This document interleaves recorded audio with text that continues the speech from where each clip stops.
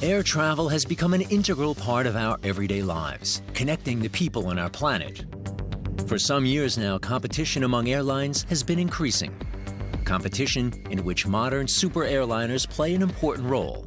The Airbus A350 is one such super airliner. Germany's largest airline has already ordered a significant number of these new long-haul aircraft. But can the airliner meet the high expectations? The A350's first official flight goes from Munich to Hong Kong. The high-tech jet now has to prove itself under real conditions.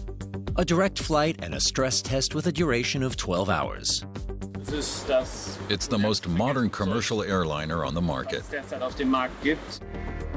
The engines from Rolls-Royce have been completely redeveloped and enable the aircraft to carry out extreme flight maneuvers. We'll be pushing the aircraft to its limits here. On a test flight, the new A350 is rolled to a bank angle of 67 degrees. There are also improvements for the passengers. More space and larger HD monitors are just some of the features. But the current super airliner from Boeing also has a lot to offer. New, larger windows and a completely new lighting concept for passengers on the 787 Dreamliner. London to New York in only 3 hours, possible only by flying at twice the speed of sound. But that's only the beginning. In the near future, even flying drones will help alleviate the traffic chaos in our cities. And developers are looking even further into the future with their concept plane. The concept plane is an example of what the future could look like. This future, we will build it together. The super airliners for the new millennium are ready to hit the skies. The Airbus factory in Hamburg. The city on the River Elbe is the third largest construction location for civil aircraft in the world. Around 12,000 people work here in development, design, and final assembly. Besides other aircraft, 2 super airliners are being produced on the 19-square-kilometer site. The biggest passenger aircraft in the world, the A380, and the new long-haul jet, the A350. There was even a new assembly hall built especially for their manufacture. Here, the mechanical and electrical systems are installed for 2 fuselage sections. For the forward section, which starts behind the cockpit, and the rear section behind the wings. At first sight, the individual fuselage sections all look the same, distinguished only by their different production numbers. Everything runs according to a fixed assembly schedule, which begins with delivery of the front fuselage section. The staff here refer to this as the barrel, in which they gradually install the various systems. That is now much faster than in the old assembly hall thanks to the new construction method. For the fuselage and wing structures, more carbon fiber composites are used than in any other commercial airliner. After only 12 days, one fuselage section leaves the Hamburg works and is flown to Toulouse by the Beluga transporter.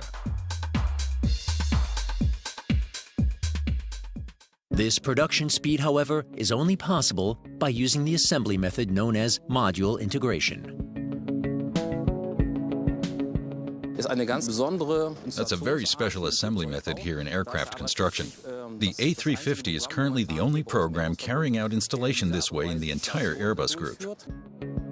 In these frames, cables are laid, air conditioning ducts mounted, and small control devices installed. The benefit is that there's no more overhead work, as the modules are only installed in the cabin ceiling at a later stage, a great relief for the technicians. However, everything is still installed by hand. The cables are bundled into so-called race bases and then ducted before these race bases are also installed into the modules. Each individual line is then checked once again by technicians before being installed in the barrel. If everything is okay, green labels are attached with the letters GTI printed on them. GTI stands for Ground Test Instruction, and there's a precise definition for the way we have to check our contact resistances and the rest of the electrical equipment. Electrical resistance is measured at various points with the help of a measuring device. This resistance measurement is extremely important for safety during flight operations. If the contact resistance or general resistance is too high, or the currents flowing over them get too high, as in a lightning strike, it would lead to a lot of heat developing here, and that's definitely not something we would want in an aircraft. Once the module has been assembled, it's carefully transported by crane to the A350 fuselage. The time saved by this new assembly method is enormous. The manufacturer now delivers more aircraft than ever before. A350 production alone now sees 10 aircraft completed every month. This is also due to the passenger cabin being assembled parallel to the fuselage, wings, and tailplane.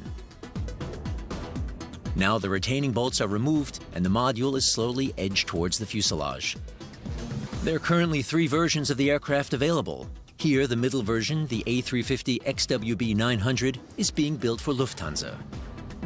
The module is slid into the fuselage on a rail. Nothing must go wrong now. The slightest error could bring the entire production to a standstill. The technicians are all highly focused because, after all, the safety of future passengers depends on this. Minor deviations in the height of the module are corrected using adjusting screws. Hundreds of cable harnesses are still hanging down from the module ceiling. They will soon all be laid individually by hand. While work goes on in the upper section of the cabin, in the lower section everything is finished. We're here in the plane's cargo section, where all kinds of systems are installed that passengers don't get to see. In the rear section, there are the fresh and wastewater tanks. There are 2 freshwater tanks installed here, a larger and a smaller one. The larger tank holds about 800 liters and the smaller one around 600 liters. We allow about 40 liters per passenger. Under this floor paneling is where the A350's oxygen supply is installed. The supply lines are well protected in the middle of the fuselage. Here too is all the cabling for the cargo system. This automatically guides the freight containers into the fuselage and ensures the load is correctly positioned. Here we've installed the cargo loading system. These are the roller conveyors. They consist of different compartments where the luggage or the freight can be loaded onto. And so it arrives at its destination safely without slipping. After 15 years of development, the A350 will now succeed the Airbus A340 as the new super airliner. The way it's produced is also completely new. New materials demand new manufacturing methods. Special bolts are used to connect the fuselage sections. The A350 also has reinforced high-speed wings. They are made of CFRP, a carbon fiber reinforced plastic, making them suitable for higher speeds. The extremely smooth wing surface the CFRP creates results in less air turbulence, which in turn means reduced air resistance and consequently more lift. This guarantees greater stability and at the same time 4.5 tons less weight. To build these wings, a completely new process is used. Similar to the principle behind a standard 3D printer, the wings are built up layer by layer. Here, a small model of an aircraft wing is produced, but in the plant at Stade near Hamburg, the upper level of a full-sized wing is printed with the help of a giant roll of adhesive tape. On each of its long sides, there are 12 rotating spools which unroll black strips of CFRP. Large aircraft manufacturers are increasingly using this material to save weight, kerosene, and money. CFRP is stronger and easier to work with than aluminum or other metals. It's also much lighter. In the development of the new super airliner, cooperation with the various airlines is extremely important. It's a continuous process. Based on our experience in daily scheduled operations and close contact with the manufacturers, Airbus, we help to develop new solutions for future aircraft, which can then later be found in our own fleet. All A350 parts manufactured in Hamburg are flown to Toulouse for final assembly. This is where the super transporter Beluga comes into its own. The Beluga is the aircraft manufacturer's backbone. It can carry up to 47 tons of freight, the equivalent of about 10 fully grown elephants. Rolls-Royce MTOC in Dahlewitz, Brandenburg is the location for assembly of the new A350 jet engine, the Trent XWB. The airliner has 2 of them. Dahlewitz is the 3rd largest of Rolls-Royce's production sites. 2 XWB-type jet engines are built here every week. With a diameter of over 3 meters, they are among the largest and most modern jet engines in the world. Here, too, most of the work is carried out by hand. Around 70 highly qualified engineers and technicians work here, putting together thousands of individual pieces like a huge 3D puzzle. After final assembly, the engine is tested thoroughly. Up to 40 different tests can be carried out in this 7,000 square meter facility. Only when all of them have been completed successfully is the engine transported to the Airbus factory in Toulouse. Toulouse in southern France. This is the aircraft manufacturer's largest production location. It even has its own airport. The engines delivered by Rolls-Royce MTOC are now mounted onto the A350. A short time later, the new aircraft stands completed on the apron. She's been given the name Bonn. The technicians have just installed the improved sharklets. Their special shape causes less turbulence and so reduces air resistance. The air flows more evenly past the wingtips, which increases the plane's range and reduces its fuel consumption. Calculated in terms of consumption per passenger over 100 kilometers, the new A350 uses just under 2.5 liters, which at the same time enormously reduces its CO2 emissions. In Toulouse, in the pouring rain, the final checks for the new airliner are underway.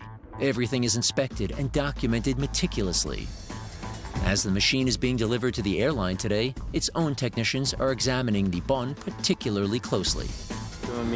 I'm in charge of quality check for the A350 here at the final assembly line and for deliveries. And you've just seen me up on the fin where I checked sealants and paintwork to see if anything's flaked off here and there. Minor problems are marked with green adhesive tape. At a price of €265 million, nothing is left to chance. To assess the paintwork better, it first has to be wiped dry. A slight scratch is visible on the back of the rudder.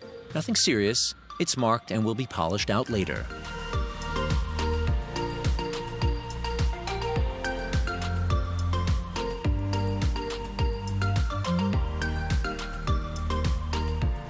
Meanwhile, in the nose cone, the plane's radar system is being checked. It is located in the cone directly in front of the cockpit and is essential for information on weather conditions and airspace control. The inspection is completed and the test crew are very satisfied. The aircraft is now ready for takeoff. At the briefing, the planned test flight is now discussed down to the most minuscule detail. I'd suggest, first of all, that we do a pull-up, plus 0.5 G. Yeah, I got that. This particular maneuver briefly creates weightlessness inside the craft. Then they plan to roll the plane over on its side. A lot depends on the weather, which currently doesn't look too good in Toulouse. Benna Opsmeier is the captain on the flight and has years of experience. Taking account of the weather conditions, the flight plan is modified slightly so that all the tests can be carried out. This test flight is all about flying to the aircraft's limits, checking the so-called protections, the safety systems. An aviation engineer is also on board. My role on board is the flight test engineer and the test conductor, and the one guiding the sequence. An important task for the test flight ahead. The pilots are ready and start preparing the A350 for takeoff. This test flight is also the acceptance flight. Only if everything goes smoothly and no major malfunctions or problems occur will Lufthansa take the aircraft. The cockpit design has changed slightly and is now a two-person glass cockpit. A new feature is the mushroom-shaped mouse control handrests, which are also used in the A380. The display is made up of 6 38-centimeter LCD monitors. The content can be selected freely by the pilot. The aircraft slowly moves off. Everything looks good, and the pilot gives the order for takeoff.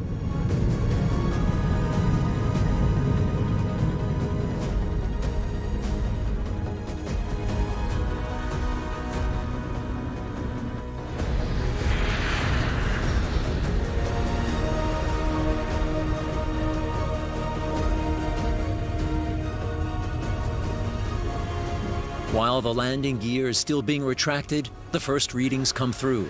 engine performance, speed, and cabin pressure are all within the normal parameters. The new Rolls-Royce engines and optimized aerodynamics reduce the aircraft's noise footprint by 30%, putting it well below the legal limits. The first test is a tough one. The aircraft flies horizontally at maximum speed, around 900 kilometers an hour, and then goes into a climb. After only a few seconds, it reaches the apex of its trajectory. The engines are now throttled back so that the thrust only compensates for the air resistance. The nose of the plane now points towards the ground again. In this phase, a clear reduction in gravity can be experienced in the cabin, almost like in freefall. Towards the end, the pilot pulls out of the dive by raising the elevator and ramping up the engines again. Test successfully passed. Now it's on to the next challenge. Left and right up to 67 degrees. The aircraft is now going to be rolled to a bank angle of 67 degrees. This places extreme pressure on the wings and is therefore a good test of their stability. As soon as the 67 degrees have been reached, the pilot lets go of the joystick and the plane rolls back automatically to a 30% bank angle. Always a thrilling experience, even for the testers. These are, of course, tests that passengers in normal service will never experience. But they give us the certainty that all protections are responding and working properly. Protections. These are the safety systems that intervene automatically in emergencies. Precisely such a system is responding now and wants to initiate descent. It seems there's a flap at the rear of the aircraft that isn't closed properly. A sensor reports noises from the cargo hatch. If this is confirmed, the test flight must be aborted immediately. Suddenly, the cockpit is full of technicians. Data readings are taken and compared. Measurements show that in the rear baggage compartment, air pressure is fortunately stable. There's a minor issue with the AFT cargo door making a bit of noise. That needs to be sorted out. Otherwise, completely satisfied. The test flight can continue. We've done quite well so far. We'll just do one more so-called block at an altitude of about 3 kilometers, and then we'll head back to Toulouse. This final block simulates pressure loss in the cabin. A very important test, because if this happens, the safety of the passengers is at stake. In today's test, only one of the many oxygen masks is released. The others have already been tested and found to be working perfectly. In an emergency, the aircraft's automatic system takes over. All the tests have been completed successfully and the team returns to Toulouse. After a 2.5-hour flight, the aircraft touches down at the company airport. A total of more than 40 different tests and maneuvers have been carried out. The crew is satisfied, and the Bonn can be taken over by Lufthansa. However, there are still a few minor issues to be sorted out. After landing, everything is carefully checked and examined once again. To cool the machine down quickly, all hatches are opened and covers removed. Time for the test crew to evaluate the data and make a final assessment. There's always a great feeling when you see the plane flying at its limits. Martin flew it really well again, along with Wolfgang Abtsmeyer. It's quite frightening when you're at an angle of 67 degrees and you can see France flying by down below. That's what makes for really excellent flying with this aircraft. Competitors Boeing are also relying on high tech and have built their own new super airliner, the 787 Dreamliner, which also boasts a lower fuel consumption thanks to modern materials. These advances increase efficiency, simplify the operation of the aircraft, and provide noticeable improvements to the passenger's experience. One of these innovations are the 787's new larger windows. Most people are going to say, I really like the windows. And they will, and that'll be true. But there's going to be a lot more going on besides the windows that you can't even see that we did on this airplane. And you're just going to feel better, and you're not going to know why. At Boeing, too, all aircraft are thoroughly checked and examined before they are delivered. The 787 has enhanced stall protection. So enhanced stall protection allows the pilot to be able to have the full lift capability of the airplane at their command. And that underlies the overall Boeing philosophy of having the pilot in full command of the capability of the airplane.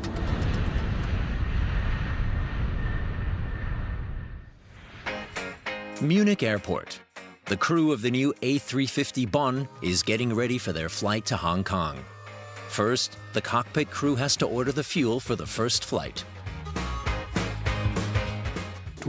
So you've not flown the new route to Hong Kong yet either. Neither have I, but I was involved in the calculation. So I think we can order the fuel. Would you agree with 71 tons? Right. I'll enter that then. Not long until takeoff. In a final meeting, the latest flight and passenger data are checked. The flight attendants are divided into teams, and the special features of the new aircraft are discussed once more. It flies faster than other aircraft and only takes 10 hours 30 minutes from Munich to Hong Kong. Then the crew make their way to the brand new plane. The A350 with the name Bonn has only been just delivered to the airline by the manufacturers. It has completely new, wider fuselage, new high-speed wings, and newly developed engines. Fueling is already underway. Before takeoff, Captain Jasper carries out the so-called ground check, in which he personally inspects the exterior of the machine once more. Obviously, I can't see inside the system, but there are certain places you can look at to make sure they're in order, indicating the general condition of the aircraft. The A350 Bonn is ready for takeoff. The pilots take up their positions in the cockpit. For safety reasons, there are always 3 pilots on long-haul flights who alternate regularly.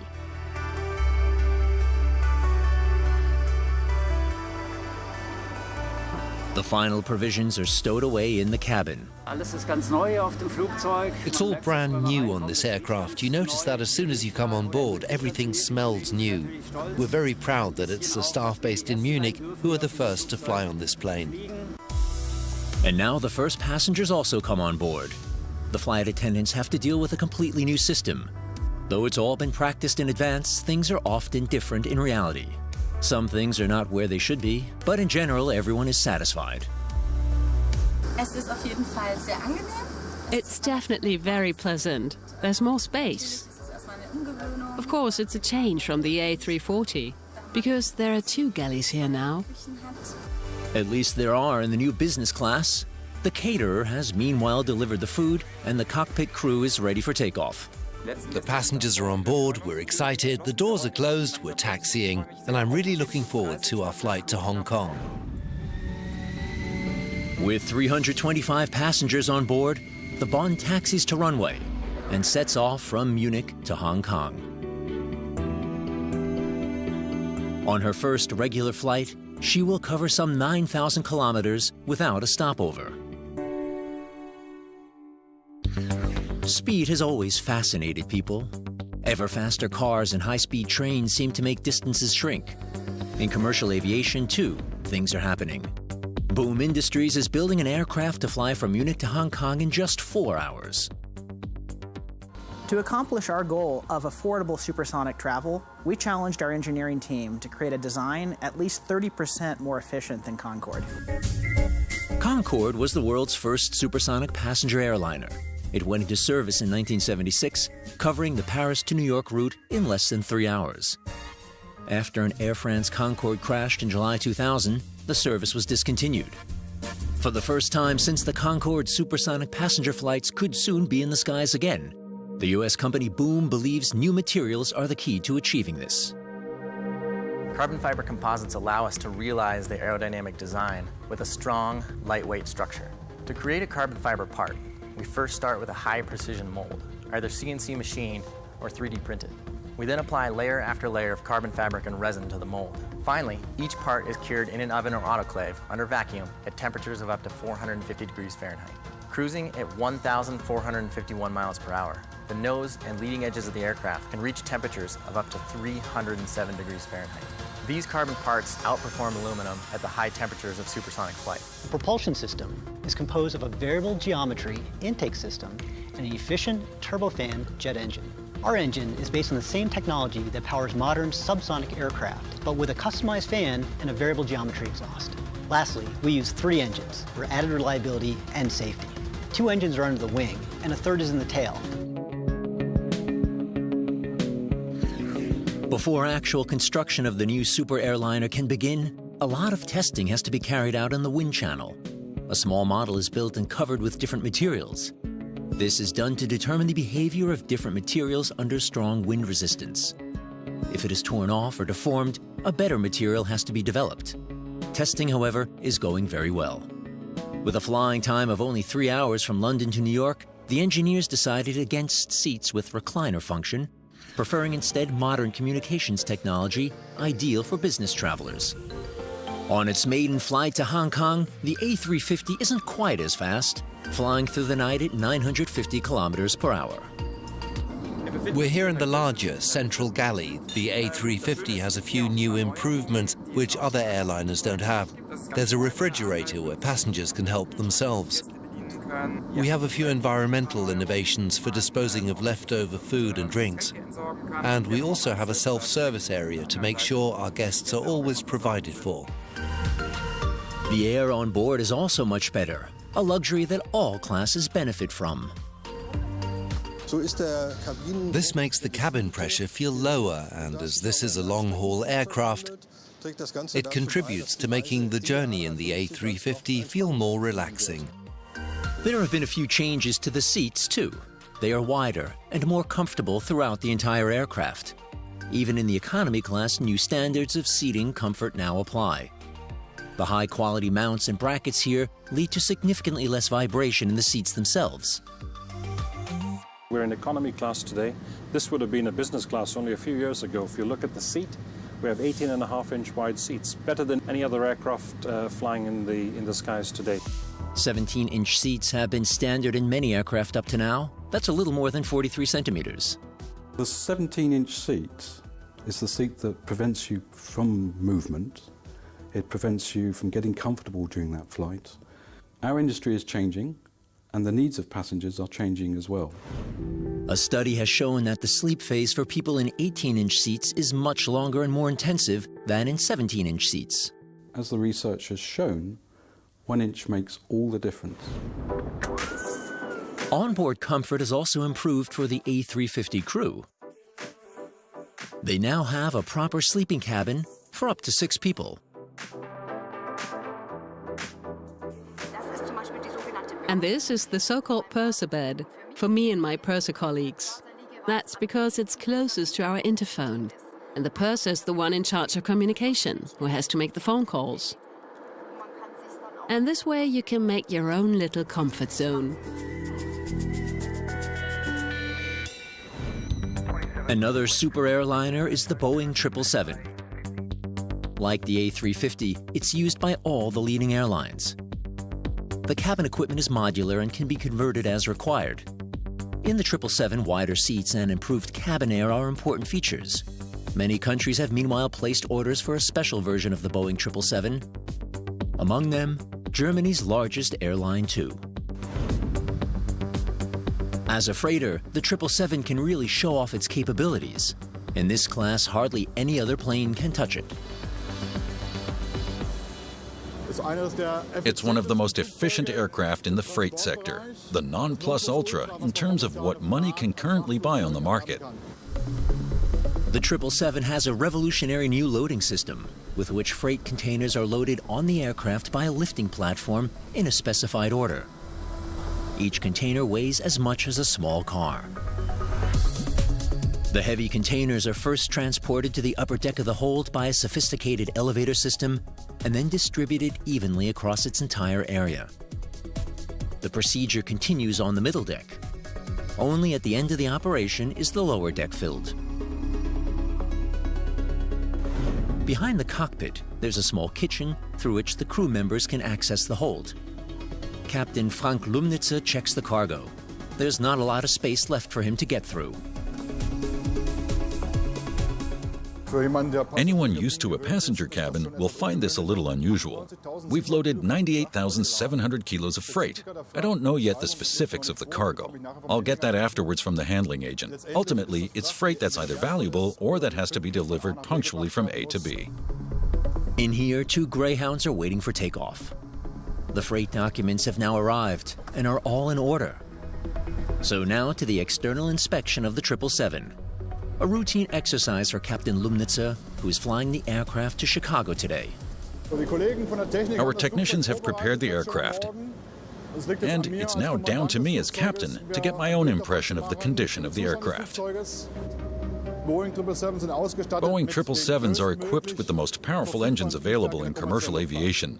They have a diameter of well over 3.5 meters and generate thrust of over 110,000 pounds. What makes this Pratt & Whitney engine so outstanding is a special kind of air compression. Air is continuously compressed over a number of individual compressors, also known as fans, before it's mixed with kerosene. This mixture is ignited and drives the turbine. The turbine exhaust then provides additional thrust and turns this engine into a super engine. The Boeing 777 is now ready for departure. So, it's time to go. We're off to Chicago, and we want to be punctual. With a range of 11,000 kilometers, the 777 operates a network of almost 300 destinations from Frankfurt. Back on board the A350, Hong Kong is already drawing much closer. The Bon is just crossing the foothills of the Himalayas. Below us, the 6-kilometer-high Tibetan Plateau, but the aircraft is running well, the systems are working excellently, and the fuel calculation we made in Munich seems to be working out. We'll have enough reserves when we get to Hong Kong. All the other parameters are also keeping the pilots in a good mood. This is the most modern commercial aircraft currently on the market, and you can really see that too. When I compare it with all the other models I've flown so far, like the A340 or the A330, this is a completely new generation, with a cockpit very similar to the A380. That's due, amongst other things, to the mouse control and freely assignable monitors. The automatic height control for both aircraft is in the middle of the control unit. There's also a kind of tablet on each side of the cockpit on which the pilots can look at map material. The aircraft now begins its descent. The map of Hong Kong Airport has been loaded to prepare for this. As expected, the aircraft held up very well and flew reliably. We're now on our approach and will soon have completed 10.5 hours of flying. And of course, I'm looking forward to the landing and our stay in Hong Kong. But unfortunately, the A350 has to take a slight diversion. The airspace over Hong Kong is so crowded that the aircraft has to circle amidst the clouds. Time for the pilot to switch to manual control. In the clouds, visibility is down to 0 and the pilot has to rely blindly on his instruments. Suddenly, the cloud cover breaks. That's central there, the center of Hong Kong. And on the other side, that's Kowloon. Finally, the tower gives landing clearance. The airport lies on one of Hong Kong's many islands. In the cockpit, complete concentration. 7, 60, 50, 40, 30, 20, retard, retard, retard. With retard, the aircraft tells the pilots to reduce speed and activate the brakes. Everything went well. Hong Kong International Airport lies on an island and is almost completely surrounded by water. That's why the approach poses no problems. The A350 was my first flight to Hong Kong. It worked out quite well. We had to fly a bit of a zigzag. We don't know why exactly, but never mind. We're here now. A bit late because we had to wait in Munich, but it all worked well. While the crew looks forward to a well-deserved rest, the pulsating life of this great metropolis awaits the passengers. Over 7 million people live here. The densely populated city center has an important port, and the skyscrapers in the financial center shape the skyline of this great Asian city. A huge festival celebrating the national holiday takes place here every year on October 1st. Right near the airport is the base of LSG Sky Chefs. The catering business is a Lufthansa subsidiary and the second largest supplier of onboard catering services with a worldwide market share of 20%. In 2017, the 35,000 employees produced around 696 million meals, achieving a turnover of 3.2 billion euro. The LSG Hong Kong warehouse has absolutely everything. Here, the catering for the return flight of the A350 Bonn is being prepared. The trolleys are still empty and have to be filled up with glasses, drinks, and snacks. The packing list from Lufthansa, and then we will follow the part number here indicated, and we will pack according to all the items here and also the quantity. Every day, cutlery for over 10,000 passengers has to be cleaned and packaged, all by hand.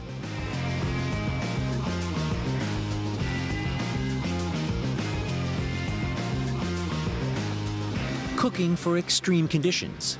At an altitude of 10,000 meters, the sense of taste is altered by low pressure and low humidity. The effect of spices is weaker. The chefs know exactly which strong flavored dishes bring the taste buds back to life.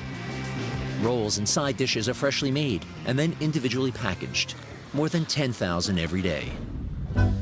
The sauces are also a little thicker, so they won't be thrown off the plate during turbulence. Challenging every day more than be executive chef than a hotel, because you need to satisfy so many different customers every single day. The chef is always there, keeping a watchful eye on the preparation of his creations.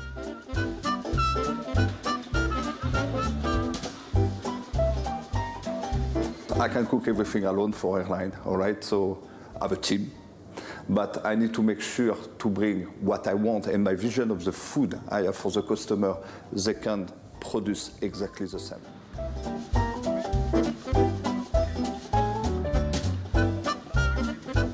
All the food for the return flight of the Bonn to Frankfurt is prepared by 3 chefs at the same time. And this is just for the business class passengers. The only way to prove yourself and to make your staff trust you is to cook, to show them your value, and to show them, like, when you say something, you know what you talk about it. It's very important that no dish is higher than 4.5 centimeters. Otherwise, it will touch the next tray in the tightly packed trolley. So here, even star chefs like Michel Boussemont have to observe the limits dictated by dimensions. The trolleys are packed and can now be loaded. Through long corridors, they are taken to the refrigeration carrier. In the control center, the orders and alteration requests are processed. With so many flights and meals, it's extremely important for the chefs to maintain an overview. Let's say for Lufthansa, we have 66 business class. We produce for 66 business class. Maybe there are 40. We have 26 extra, but this is a top-up.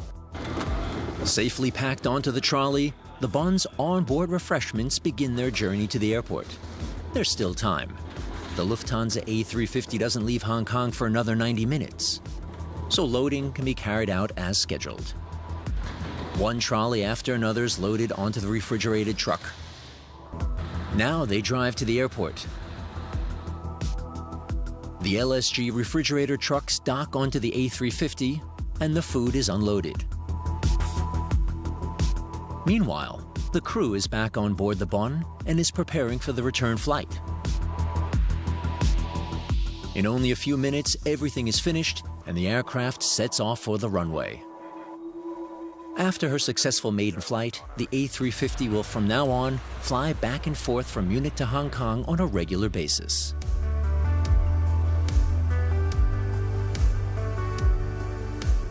Demand for modern airliners is growing. China, in particular, is ordering various aircraft models in increasing numbers. In fact, the People's Republic has only recently taken delivery of its 50th A330. This development has prompted the manufacturers to further optimize production. First of all, we continue the ramp-up of the A350 to be ready to deliver on our commitments in 2019, which is 60 aircraft a month. Another very important subject is the future of mobility. Aircraft manufacturers want to test new concepts for improving short-distance travel. We now start to take care of the full mobility experience as long as flying is involved. So we look at things from door to door, including ground transport, about security, operations at the airports, doing the flight, but making it an experience for the passenger. One ambitious project is the Vahana air taxi, which developers see as a way of rising above urban traffic chaos in future. Using an app, passengers call the air taxi and have it fly them to their destinations. It's being developed by our colleagues in Silicon Valley, Vahana, which is a tilt-wing, single-person urban air mobility vehicle. Vahana is 5.7 meters long and 6.2 meters wide. Its takeoff weight is only 745 kilograms, and most importantly, it flies autonomously, without a pilot. Obstacles such as birds or other drones are evaded automatically. The pop-up concept is pursuing a different principle. It's actually quite simple. On the ground, the pop-up drives like a normal vehicle, but for longer journeys, a huge quadrocopter comes along and docks onto the vehicle. When the pop-up reaches its destination, the journey can be continued by road. And the best thing is that the passengers need neither a pilot's nor a driver's license. The electric ground aerial vehicle travels fully automatically. A commitment of Airbus to look at the future, work on the future, and take the challenge of the tough commitments the aviation industry has taken for sustainable growth. Frankfurt Airport. This is another super airliner, the A380. Today's flight to Texas is something special because on board the workshop for the future Flying Lab is being held. Flying Lab is our open innovation platform for bringing digitalization closer to people. It's an opportunity for our guests to experience live on board what the future of aviation will be like and how flying will change in the future in terms of concepts and approach. Today will be about presenting new uniforms and partly about new seats too. On flight LH440, that will be going on in every class, whether economy or business class. The gigantic jet is ideal for this project, as it has plenty of space for a mobile studio. After takeoff, the mobile studio is set up in record time, and after a few minutes, the workshop starts. The presenters introduce the latest visions for the future, and the passengers can watch the presentations live on their smartphones and tablets. The almost 11 hours of flying time can also be used for extensive tests of future technical products, an opportunity for passengers to take an exclusive look at some new ideas. A flight into the future, so to speak.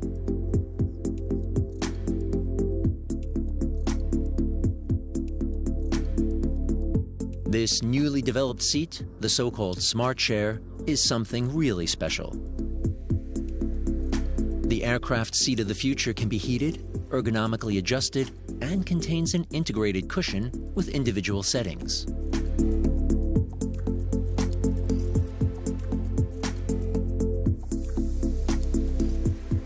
On display in the so-called cocoon, the flight attendants can read any special wishes a passenger may have.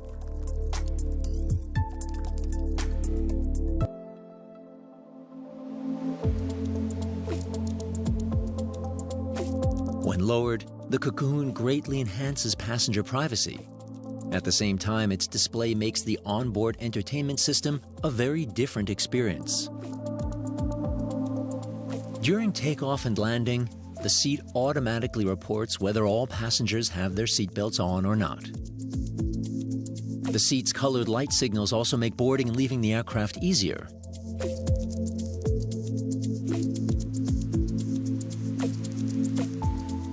Basically, it's about technology, it's about research and technology, it's about investing in innovation, and it's about people. It's about getting and retaining the best talents, being able to attract the talents and the technologies of the future to help us build the aircraft of tomorrow. A leap forward to the year 2050. What will the super airliners of the future be like? Transparent walls, bioactive seats, interactive onboard entertainment, and plenty of room for passengers could all become reality very soon. This concept plane has already been developed and presented to the public. People really saw how the future could look like, and also saw all the opportunities of the future. Virtual reality, playing golf, transparent windows. Interesting also question about social media. Will Facebook replace actually meeting? And the answer is no. We need still to meet and make the journey as short as possible, door to door, including airports, immigration, checking, not just the flight, but the complete experience. There still seems to be a long way to go from the A350 to the concept plane, and the airlines are helping to speed up this development. It's a continuous process based on our experience in daily scheduled operations and close contact with the manufacturers. We help to develop new solutions for future aircraft, which can then later be found in our own fleet. The right mix of new technologies will determine the future of air travel and generate even better super airliners for the next millennium. Aviation can look forward to an exciting future.